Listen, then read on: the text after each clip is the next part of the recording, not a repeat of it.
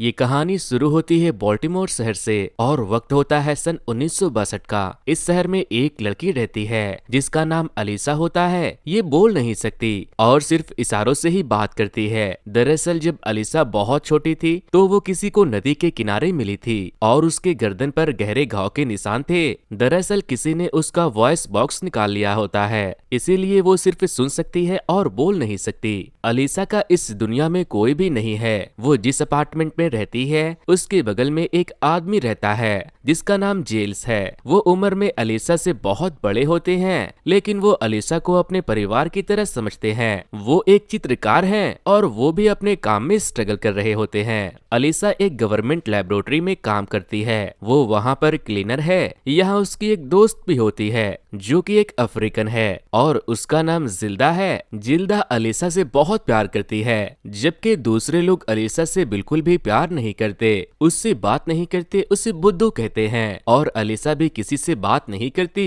और बिल्कुल चुप रहती है। अब जब ये सब के सब लैब में सफाई कर रहे होते हैं तभी एक ऑफिसर बोलते हैं, आज इस लैब में एक नई टीम आने वाली है और एक बेशकीमती भी, और ये एक बहुत ही खुफिया चीज है। इससे ज्यादा कीमती और खुफिया चीज कभी यहाँ नहीं आई। तभी वहाँ एक टीम आती है और उनके पास एक बहुत बड़ा टैंक होता है। उस टैंक के अंदर पानी भरा होता है और उसके अंदर कुछ होता है। जब अलीसा उस टैंक के सामने जाती है तो वो चीज जोर जोर से हिलना और आवाज करना शुरू कर देता है। तभी लैब के कुछ लोग आते हैं और उस टैंक को एक सुरक्षित जगह ले जाते हैं। अलीसा और जिल्दा को कुछ समझ नहीं आता।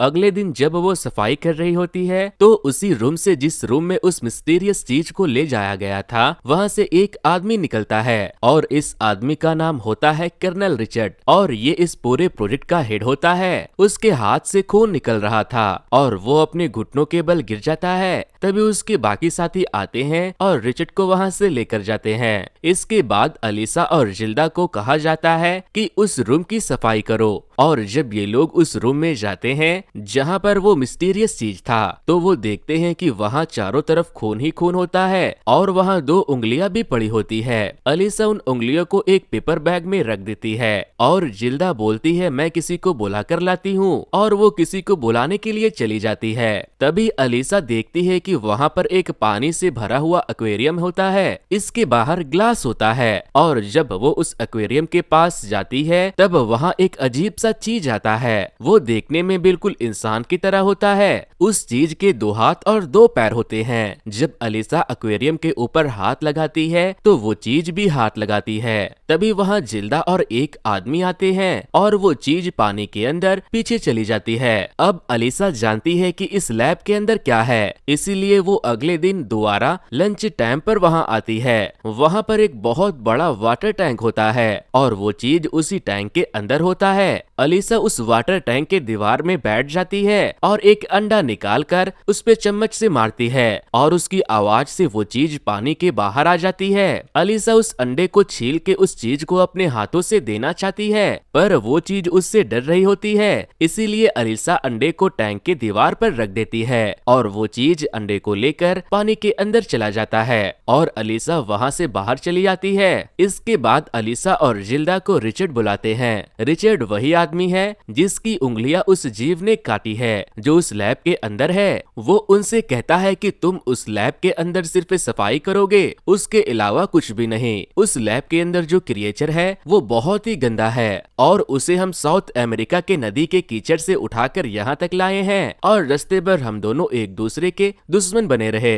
और अब तुम दोनों भी उससे दूर रहोगी। लेकिन अलीसा उसकी बात नहीं मानती और अगले दिन लंच टाइम में दोबारा वहाँ पर जाती है और इस बार वो अपने साथ एक म्यूजिक सिस्टम भी ले जाती है। वो म्यूजिक प्ले करती है और दीवार पर एक अंडा रख देती है और वहीं पर अपना लंच करना शुरू कर देती है। तभी वो जीव भी पानी से बाहर आता है और अलीसा के साथ गाना सुनने लगता है और उस अंडे को भी खाता है जो कि अलीसा ने उसके लिए रखा था। दरअसल ये दोनों अब इस सारे में बातें करने लगे थे।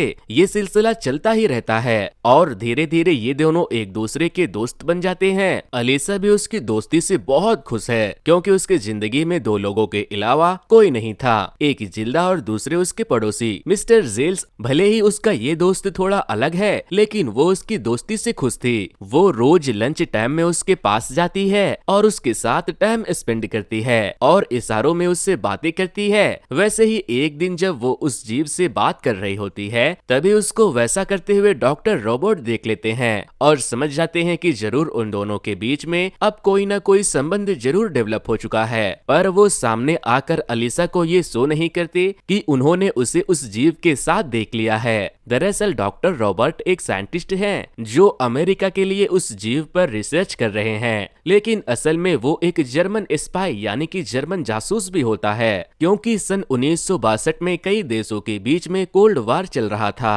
वैसे ही एक कोल्ड वार चल रही थी जर्मन और अमेरिका के बीच में, इसीलिए अमेरिकन जर्मन और जर्मन अमेरिकन के पॉलिटिकल और साइंटिफिक चीजों पर नजर रखते थे और इसीलिए डॉक्टर रॉबर्ट यहाँ होते हैं। वो इस जीव से रिलेटेड सारी जानकारी जर्मन्स को देते हैं। अब अगले दिन जब अलीसा दोबारा उस जीव से मिलने के लिए जाती है तो वो देख पाती है कि वो जंजीरों से बंधा हुआ होता है और उसके शरीर से खून भी निकल रहा होता है। उसे देखकर अलीसा को बहुत दुख होता है, पर तभी उसे एहसास होता है कि वहाँ कोई आ रहा है, इसलिए वो छुप जाती है। तभी वहाँ कर्नल रिचर्ड आते हैं। कर्नल रिचर्ड इस जीव से बहुत नफरत करते हैं। उसके पास एक स्टिक होता है जिससे करंट पैदा किया जाता था। वो उस स्टिक से कई बार उस जीव को इलेक्ट्रिक शॉक देते हैं। अभी वहाँ पर जनरल आते हैं। वो उस जीव को देखकर कहते हैं कि मैंने जितना सोचा था ये उससे काफी बड़ा है। रिचर्ड उनसे कहता है कि अमेज़न के लोग उसे भगवान मानते हैं और पानी में उसके लिए फल फूल और ना जाने क्या क्या चढ़ाते थे।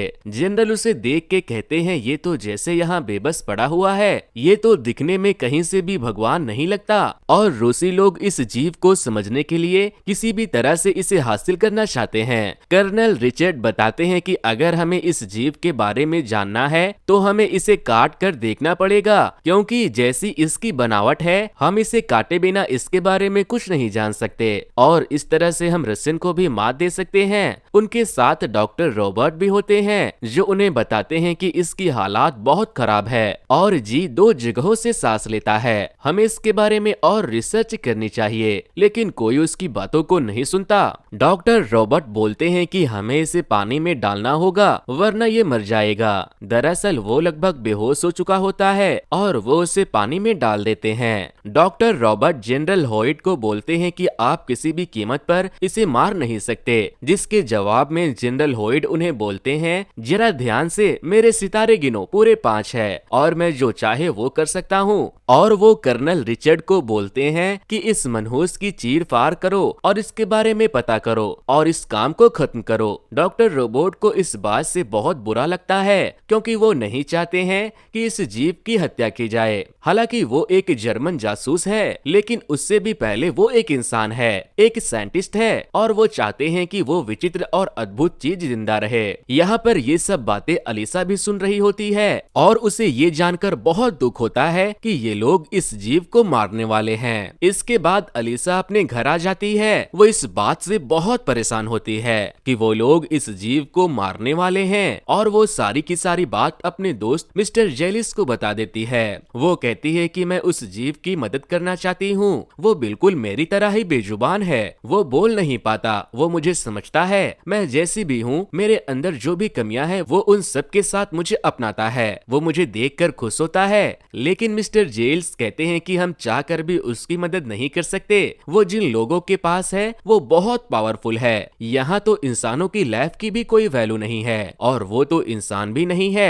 ये कहकर वो वहाँ से जाने लगते हैं। अलीसा उन्हें रोकने की बहुत कोशिश करती है लेकिन वो नहीं रुकते और वहाँ से चले जाते हैं। अलीसा को इस बात से बहुत दुख होता है और मिस्टर जेल्स भी इस बात से खुश नहीं होते क्योंकि ये दोनों अपनी जिंदगी में अकेले हैं। हालांकि ये दोनों पड़ोसी हैं, लेकिन ये एक दूसरे के परिवार हैं। मिस्टर जेल्स जब वापस आते हैं तो वो कहते हैं कि मैं तुम्हारा साथ दूंगा, जो तुम कहोगी मैं वही करूंगा। और अलीसा इस बात से खुश होकर उनके गले लग जाती है। अब ये दोनों प्लान बनाते हैं कि उस जीव को बाहर निकालेंगे, क्योंकि अगर इन्होंने ऐसा नहीं किया तो उस जीव को उस लैब में मार दिया जाएगा। अलीसा सबसे पहले वहाँ पर जितने सीसीटीवी कैमरा होते हैं उन्हें ऊपर की तरफ कर देती है ताकि उन्हें कैमरे में कोई ना दिख सके। और जिस ट्रॉली में वो गंदे कपड़े लेकर जाती है वो उसमें बहुत सारे टॉवल रख देती है। वो उस जगह जाती है जहाँ पर वो जीव है, लेकिन उसे जंजीरों से बांधा हुआ होता है और इन जंजीरों को खोलना लगभग नामुमकिन है। तभी वहाँ डॉक्टर रॉबर्ट आते हैं। अलीसा उन्हें देखकर डर जाती है, लेकिन डॉक्टर रॉबर्ट चाहते हैं कि ये जीव जिंदा रहे और वो अलीसा को चाबी देते हैं और वो उस चाबी से उस लॉक को खोल देती है। ये जीव बहुत ही समझदार होता है, ये एहसान को समझता है। अलीसा उसको ट्रॉली में रखती है और टनल के रास्ते बाहर जाना शुरू कर देती है। जिल्दा को शक हो जाता है कि अलीसा कुछ न कुछ कर रही है और वो ट्रॉली के सामने आ जाती है। वो उसे कहती है कि तुम ऐसा नहीं कर सकती, लेकिन अलीसा उसे समझाती है अगर हमने इसे यहाँ पर छोड़ दिया तो वो लोग इसे मार देंगे। और इसके बाद जिल्दा भी उसका साथ देती है और वो दोनों उस ट्रॉली को टनल के रास्ते बाहर ले जाना शुरू कर देते हैं। बाहर मिस्टर जेल्स जब गाड़ी में अंदर आने की कोशिश कर रहे होते हैं तो गार्ड उनके कार्ड से पहचान जाता है कि ये कार्ड नकली है और वो उन्हें गाड़ी से बाहर आने के लिए कहते हैं। लेकिन यहाँ पर डॉक्टर रॉबर्ट फिर से उनकी मदद करते हैं और उस गार्ड को बेहोश कर देते हैं और वो लोग उस जीव को बाहर निकालने में कामयाब हो जाते हैं। लेकिन यहाँ पर कर्नल रिचर्ड को शक हो जाता है कि गेट पर कुछ गड़बड़ है, लेकिन जब तक वो गेट पर पहुँचते हैं तब तक ये सब वहाँ से निकल चुके होते हैं। इस बात से कर्नल रिचर्ड को बहुत गुस्सा आता है। अलीसा उस जीव को घर ले जाने के बाद बाथ टब में रखती है क्योंकि ये बहुत देर तक पानी के बाहर नहीं रह सकता।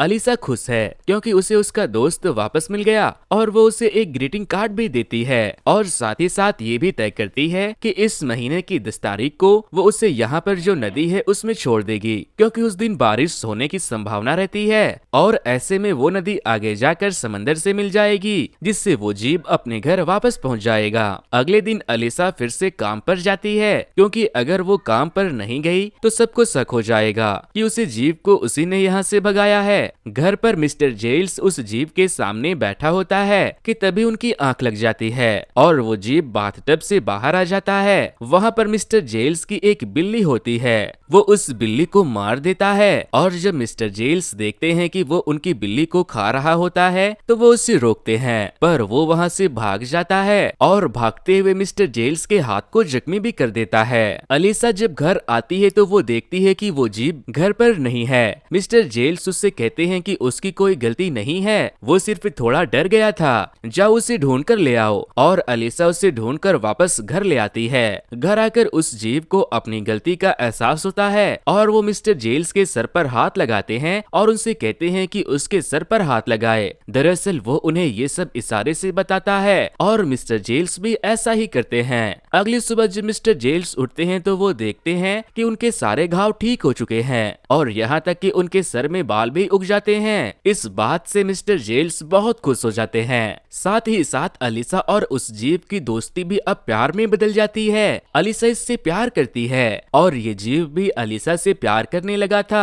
और फिजिकली ये दोनों एक दूसरे के बहुत करीब आ जाते हैं। वहीं दूसरी तरफ हमें दिखाया जाता है कि कर्नल रिचर्ड को जनरल होइड आकर कहते हैं कि अगर तुमने 36 घंटों में उस जीव को ढूंढकर नहीं निकाला तो तुम्हारा करियर और तुम्हारी लाइफ दोनों यही खत्म हो जाएगी। इस बात से कर्नल रिचर्ड बहुत परेशान हो जाते हैं और अब वो किसी भी कीमत पर उस जीव को ढूंढना चाहते हैं। कर्नल रिचर्ड को डॉक्टर रॉबर्ट पर शक था क्योंकि वो उस जीव को बचाना चाहते थे, इसीलिए वो उनके घर के बाहर जाते हैं। तभी हम देख पाते हैं कि डॉक्टर रॉबर्ट अपने घर से बाहर जाते हैं और वो 2 आदमियों से मिलते हैं और उनके साथ रशियन में बातें करते हैं, लेकिन वो आदमी डॉक्टर रॉबर्ट पर गोली चला देते हैं। इससे पहले कि वो उन्हें मार देता तभी कर्नल रिचर्ड वहाँ आ जाते हैं और उन दोनों आदमियों को मार देते हैं। यहाँ डॉक्टर रोबोट रोबोट को गोली लगी थी और कर्नल रिचर्ड को ये पता चल चुका था कि ये रशियन बोल रहे थे, मतलब ये एक जासूस है। वो उनसे पूछते हैं कि वो जीव किसके पास है, मुझे उनका अड्डा और उनका नाम पता बताओ। लेकिन डॉक्टर रॉबर्ट उसे कुछ नहीं बताते।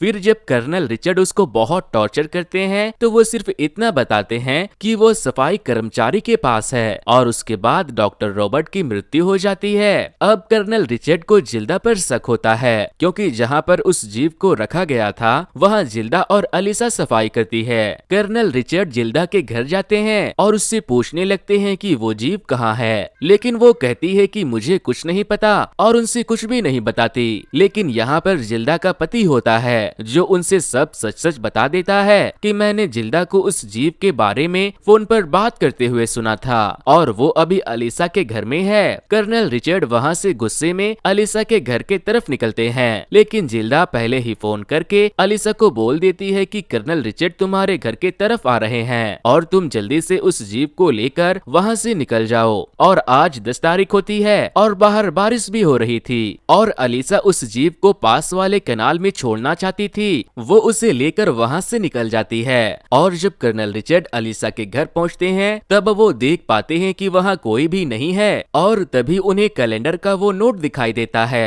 अलीसा ने उस जीव को छोड़ने के डेट के नीचे एक नोट लिखा होता है कि 10 तारीख को इस जीव को पास वाले कैनाल में छोड़ना है। वहीं दूसरी तरफ हमें दिखाया जाता है कि अलीसा उस जीव के साथ कैनाल के सामने पहुंचती है और उस जीव को जिसे वो अपना दोस्त मानती है, जिससे वो प्यार करती है, वो उसे अलविदा कह देती है। उसे इस बात से बहुत दुख होता है क्योंकि शायद आज के बाद वो दोनों एक दूसरे को कभी नहीं देख पाते और ये जीव यहाँ और रह भी नहीं सकता क्योंकि उसकी तबीयत खराब हो रही होती है और अगर वो अपनी दुनिया में वापस नहीं गया तो वो वैसे भी मर जाएगा। वो जीव कैनाल की तरफ बढ़ रहा होता है, लेकिन तभी कर्नल रिचर्ड वहाँ आ जाते हैं और अलीसा और उस जीव दोनों को गोली मार देते हैं और वो दोनों जमीन पर गिर जाते हैं। लेकिन वो जीव दोबारा खड़ा हो जाता है और इससे पहले कि कर्नल रिचर्ड वापस अपने बंदूक में गोलियां भर पाते वो उसके सामने खड़ा हो जाता है। कर्नल रिचर्ड ये देख के कि वो गोलियों से भी नहीं मरा, वो कहते हैं कि तुम सच में भगवान हो।